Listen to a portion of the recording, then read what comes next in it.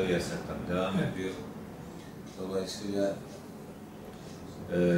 en çok mağdur olanlar özellikle kadınlar, özellikle başörtülü kadınlar.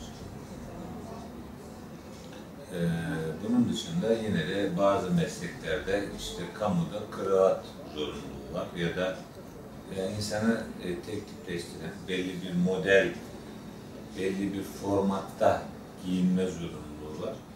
Bizim bazı yakınlarımız mesela Almanya'da öğretmenlik yapıyor. Kravat ceketle gittiğiniz zaman diyorlar ki bize bugün kurul toplantıları var.